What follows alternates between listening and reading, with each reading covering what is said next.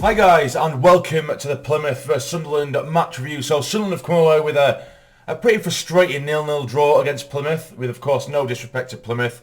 They're a good side. They're going to be in the playoffs come the end of the season. I expect a difficult game. They have a very, very, very impressive home record. So in my head before the game, I was expecting a difficult one, and I did think to myself, would a draw be the end of the world? If other results went our way, then no, it wouldn't be the end of the world. And to be fair, some results have kind of gone our way. I think Wycombe, they've drew away from home against Wimbledon, which gives us a little bit of room in the playoffs, and we're now in 6th. So it's not the absolute end of the world, and I think as an isolated result, it definitely isn't the worst, given that Plymouth, I think they've had 6 clean sheets on the bounce at home, and of course unbeaten at home as well, now 7, including this game, of course. So I didn't expect it to be an easy game. I didn't expect us to walk all over Plymouth. It was never going to happen. And on the basis of the performance itself from both sides, I think it was probably a fair result, just about the result itself. But yeah, going into the game, or firstly, should I say, I just want to apologise for those who were expecting a live stream. Basically, there was a slim chance that I could have been called into work today during the game, essentially. So I didn't want to start a live stream and 5-10 minutes into it, I'm just like, okay, I've got a phone call, I need to go by, then I'm gone. So I just thought, right, I'll just watch the game. And luckily, I haven't been called into work, so now you've got a match review. So going into the game, we had Pato in goal. We had across a back four. It was really, really strange. We had Luke O'Nien at left back. We had Sirkin and Bailey right at centre back, and Winchester at right back. So we have a central midfielder playing right back. We have a central midfielder playing left back. We have a left back playing at centre back, and just the one centre back playing in his natural position. It just felt like a bit of a mess for me, that at the back. Although largely they weren't terrible, but we will get into that. And then in the middle of the park, we did have Corey Evans returning. We had Matete as well. We had Clark starting on one side, we had Embleton on the other, and then you had Broadhead up top alongside Ross Stewart. Now, after a relatively positive sort of 10 minutes of the game, opening 10 minutes, I feel like we're really all over and really getting at them without creating too much. A couple of half chances here and there in that first half. We kind of got sussed out a little bit because we could become quite predictable. We're working it down the wings relatively well, but without creating anything. But then we become quite predictable. They sussed us, like I say, and then we just resorted to hoof it football. Every time we got the ball, pump it forward towards Ross Stewart's chase, or to Broadhead's chase. And a lot of the time it was Broadhead who was trying to make things happen himself. He would take on 1 lad, 2 lad, 3 lad, and he'd be dragging it down to the bound, and then he'd have no support, or the ball in just wouldn't go his way. There was one chance which I did actually mention on social media, if you do follow me on social media, and it was really, really winding me up, because it was during the opening 10 minutes, and this is when it started to turn in Plymouth's favour, because we got it down the left-hand side. I think it was Luke O'Nien who was trying to keep it in, but the Plymouth defender come across, nicked the ball off him, and he's walked the ball. He's ran the ball basically out of play. He could get 2 footballs worth, balls over the line, and it's gone out of play. Blatantly should have been a Sunderland corner, but he's basically taken it out of play, brought it back in play, then they've countered.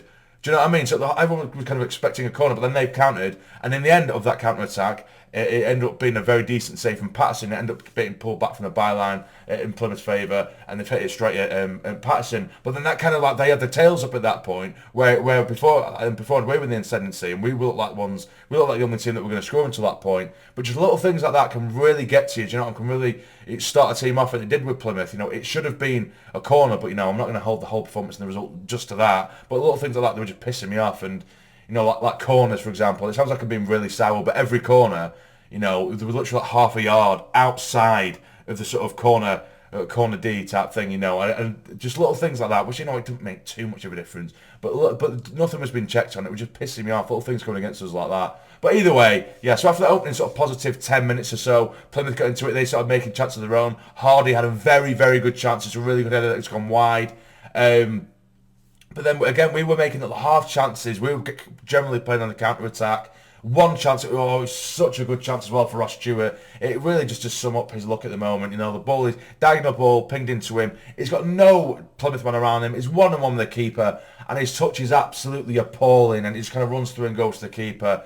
But a few times it felt like it was kind of like running around in quicksand and running in mud. Do you know what I mean? Like the way he was, and almost every sort of pass or touch, he was kind of like bouncing off him, even though it looked like it should have been a simple touch for us today, for Roscoe. And just every sort of pass he was kind of scuffing it, because there was a couple of little 1-2s he did with Broadhead that went really well. They did a little triangle, and then when he tries to pull it back to Broadhead, he'd scuff the pass back to him and give it straight to the Plymouth defenders for them to deal with. So it was just really, really frustrating, and the ball was getting under his feet a lot. And I do feel a bit for Ross Stewart, but he's massively out of form at the moment, unfortunately.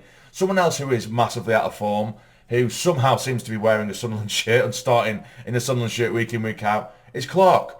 And, I know he got the assist last week, but his general performance has been terrible. He's been absolutely appalling. He really, really has. And how we end up finishing that game, I do not know. Every time he got the ball, like I say, largely a lot of our attacks, particularly in the first half, were counter-attacks. Second half, I've gotten into a minute because I think we were actually really dominant in the second half without creating too much, or at least working the keeper too much. But in the first half, it was generally counter-attacking football or hoof-it football from us.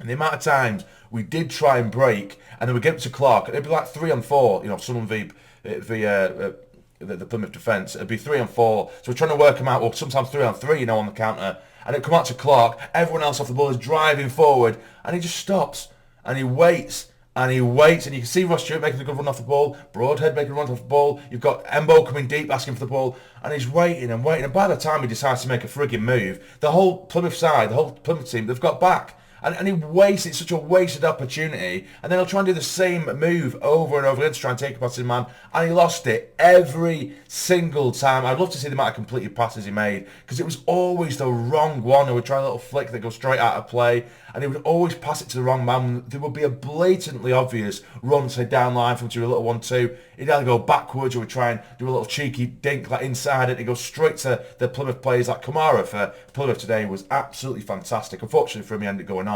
But it was fantastic. It was a great battle between Kamara and Matete in the middle. Really, really good battle. Both relatively similar players in the sense that they just have absolute engines on them, trying to break up the play, little tacklers, like engines in the middle, as I say. But for Clark, it was so frustrating. Such a frustrating performance from him. So I think Robert should have been starting. Robert should have been starting over the last couple of games, at least for me, because of how poor I think Clark has been. But he still somehow manages to stay on the pitch. Second half, a little bit different. I feel like we gained control relatively quickly. They're kind of pinned back a little bit, but we're not really creating anything. Like I say, in the final third, we were atrocious. Our final ball was absolutely awful. We're having little pot shots here and there. Evans is having a shot from 50 yards out.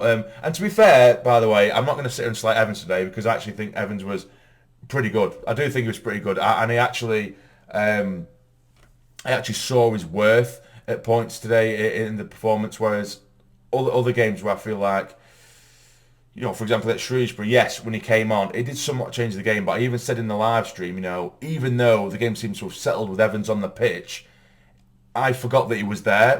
He didn't actually do anything. Do you know what I mean? Which was quite strange, because I could admit that the game had changed since they brought him on against Shrewsbury. But he never got a foot on the ball. He didn't really touch the ball at all. But maybe it was just the way he was positioned. I don't know. But he didn't really contribute. But either way, yeah, Evans had a good game today, and he was actually really positive in his movement going forward, and I can appreciate that. So yeah, I need to give Evans a bit of praise where it's due. But yeah, we just became a little bit hopeful. Our final ball into the box was poor. Some of the decision making, Broadhead towards the latter stage of the game, he drove down to the byline. He could have maybe played it across goal for Stewart, but he's kind of tried to prod it into the far corner, which you would expect really. And it was a decent save, and they managed to clear it away. Then for the final sort of like 3-4 minutes, they were just pumping balls into our box. We managed to get it away, and that was it really, guys. It was a really, really, really tight game, 0-0, as I say. And on the judgment of sort of chances, they had a very good late chance as well when Sessegnon managed to work it down to the byline, pinged it across. I forgot who got hold of it now. Was it Grant? I'm not too sure. He got it at the far post, cut inside, he's driven it towards the bottom left-hand corner, and it's gone just wide of goal. So yeah, on the judgment of both teams, I don't think anyone really sort of asserted the dominance too much. In terms of possession, I think we had it by a mile really. But in terms of creating clear-cut chances, it didn't really happen for either side. I think second half we had like 7 or 8 shots to their 2, which again doesn't mean anything if you don't score. But yeah, I think 0-0 is probably a fair result. But we need to be so much more clinical, and we need to be a little bit more clever going forward in the final third, because as soon as we get figured out once, we become so predictable, and we start hoofing the ball, and it's no good just smashing the ball like way over the top, and and in behind, it's straight to their keeper time and time again when you don't know what to do. You know, what we're going to do. That doesn't affect anyone. That doesn't help anyone. But yeah, so 0-0. I wouldn't say I'm pissed off. I will take it. I will take it. And I will put the league table up on screen. So if we do have a look at the league table, oh God, I just realised that Doncaster got a late equaliser against Shrewsbury. 3-0 there in the 94th minute. I didn't only just seen that now. But yeah, so Wycombe did draw with Wimbledon, which massively, massively helps us.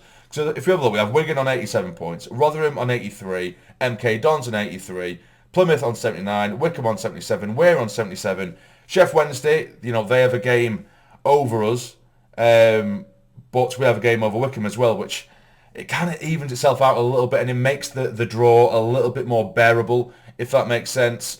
So we do have that game in hand, which of course doesn't mean we're going to get the win. It doesn't, but it just means it is a must-win, and it gives us a little bit of leeway there. But it is so close. It really is so close. And the form we've been in, you know, unbeaten in I think it's 10 games now. And you know, Alex Neil was saying it in the pre-match. It feels like even though we've got this really good unbeaten run, it feels like we're not really making up any ground in the table. You know, we're winning games, or at least we're not losing. And we're still not making up any ground because all the teams around us are still getting results. So we need to just take everything we can get at the moment. But yeah, so it isn't the worst result in the world. It isn't the worst result.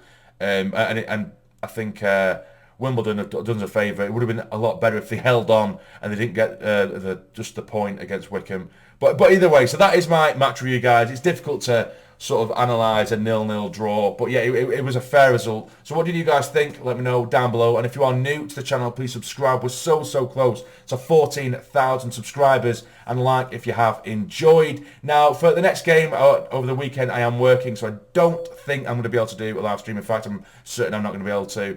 And the match review will be the following day if I can watch the game whilst I'm at work. Anyway, that all depends. It's just the way the world is, guys. That's life. But yeah, again, subscribe if you're new. So close to 14,000. Like and all that nonsense. Take care and stay jamming.